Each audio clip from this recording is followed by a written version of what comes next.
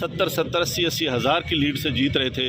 हमने उनको हरवाया है और उनके ऊपर जाली मोहरें लगा के सबको हरवाया। कमिश्नर साहब, जब जाली मोहरें लग रही थी उस वक्त आपने किसी से कहा कि ये सब कुछ हो रहा है, गलत हो रहा है, इसको रोका जाए? देखिए, मैं ये सारी इस गलतकारी की जिम्मेदारी अपने ऊपर ले रहा हूँ और साथ आपको बता रहा हूँ कि जो चीफ इलेक्शन कमिश्नर है, जो चीफ जस्टिस है, वो भी इस काम में पूरे शरीक। किसके कहने पे सब कुछ होता रहा?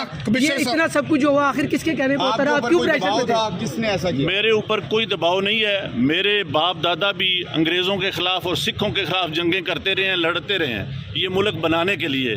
अब मैं इस मुल्क को तोड़ने का हिस्सा नहीं बन सकता। कमिश्नर साहब, आपने रावलपिंडी की बहुत बड़ी खिदमत की है, आपने बड़े बड़े मेगा प्रोजेक्ट में 24 घंटे काम किया है।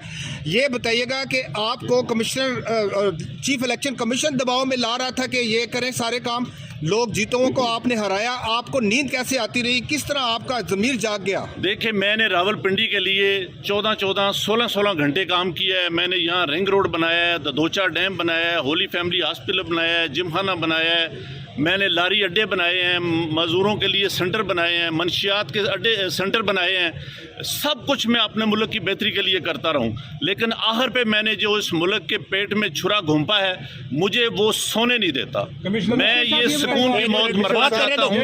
मैं जो मैंने जुल्म किया है, मुझे उसकी सजा मिलनी चाहिए और बाकी भी इस जुल्म में जो लोग शामिल हैं, पुलिस भी शामिल है? उनके नाम बताएंगे जो लोग आज यहाँ पर थे?